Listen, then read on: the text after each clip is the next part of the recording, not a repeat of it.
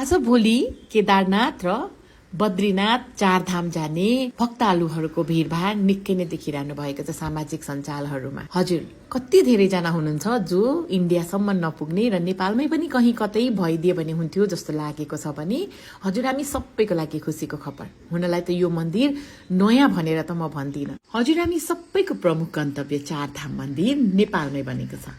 यो नेपाल सत्ययुगको सत्यवती, त्रेतायुगको तपोवन, द्वापर युगको मुक्ति सोपान र कलियुगको नेपाल नामले प्रचलित छ। यो पवित्र स्थान विश्वमै एकमात्र वैदिक सनातन हिन्दू राष्ट्र आफैमा पनि तीर्थस्थल हो।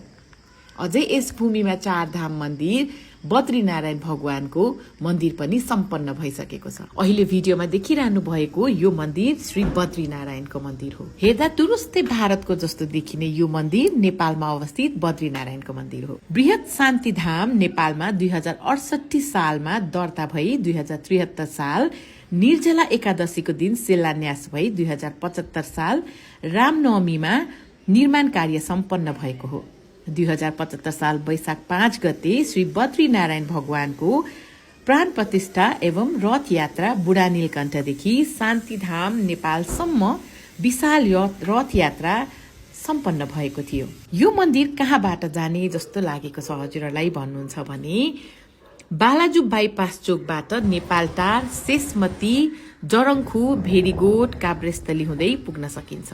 हजुरहरू झुक्किनु भयो भनेदेखि गुगल म्याप हेर्दै पनि जान सक्नुहुन्छ। नेपालका पवित्र तीर्थस्थलहरूको विकासले आन्तरिक तथा बाहिर पर्यटकीय वृद्धि होस् भन्ने अभिप्रायका साथ सम्पूर्ण सनातनीहरूको मुख्य गन्तव्य चारधाम नेपालमै होस्, जो शास्त्रोक्त प्रमाणित स्थानमा बनोस्, जुन सभ्यतालाई विश्वले पनि अनुसरण गरोस् भन्ने पवित्र उद्देश्यका साथ शिवपुरीको द्वार, हिमवत खण्ड, नेपाल महात्म्य आदिमा वर्णन गरिएको तीर्थस्थल तारकेश्वर वडा नम्बर 2 काभ्रेस्थली काठमाडौँमा स्वामी अनन्तश्री चूडामणि महाराजज्यूको प्रमुख सत्सङ्कल्प एवं धर्मानुरागी महानुभावहरूको सहयोगमा बृहत